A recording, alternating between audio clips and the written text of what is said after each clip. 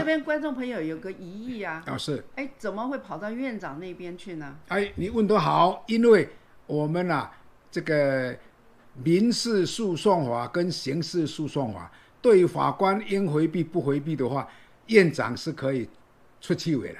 这个法院组织法有督导法官的职责，所以我们不要忘掉，司法院受理人民陈情办法也有，但是一般人都不用，我们都不用。比方说叫做黄文婉台北地院院长，他就是行使法官的送办权，把林荣信法官应作为不作为送监察院弹劾，工程会机构就这样汰除掉了。